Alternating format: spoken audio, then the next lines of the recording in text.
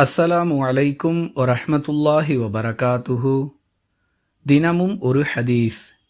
ஏதாவது ஒரு கூட்டத்தினர் தமது ஜகாத்துடைய பொருளை கொண்டு வந்து கொடுத்தால், இறைவா, இன்னாருடைய குடும்பத்தாருக்கு நீ கிருபை செய்வாயாக என்று அல்லாஹுவின் தூதர் ஸல்லல்லாஹு அலைஹி வஸல்லம் அவர்கள் பிரார்த்தனை செய்யக்கூடியவர்களாக இருந்தார்கள் என அப்துல்லாஹ் இப்னு அபி அவுஃபா ரதியல்லாஹு அன்ஹு அவர்கள் அறிவிக்கிறார்கள். நூல் புகாரி, ஹதீஸ் எண் 1497.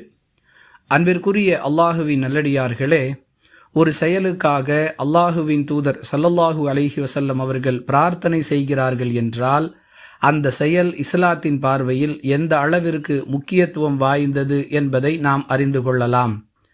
எனவே ஒவ்வொருவரும் தம் மீது கடமையாக்கப்பட்ட ஜகாத்தை முறையாக நிறைவேற்றி அதன் மூலமாக அந்த செயலுக்காக அல்லாஹ் வழங்கக்கூடிய கூலியை பெற்றுக்கொள்ள முன்வர வேண்டும் என்பது இந்த ஹதீஸ் நமக்கு சொல்லக்கூடிய பாடம்.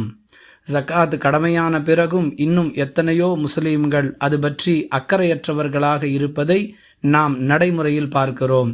அல்லாஹுவை அஞ்சியவர்களாக இது நம் மீது விதிக்கப்பட்ட கட்டளை, நாம் ஆற்ற வேண்டிய ஒரு கடமை என்பதை உணர்ந்து முறையாக கணக்கிட்டு உரியவர்களிடம் அந்த ஜகாத் பொருட்களை ஒப்படைக்க வேண்டும். வாஹிர் தஅவானா அனில் ஹம்துலில்லாஹி ரப்பில் ஆலமீன்.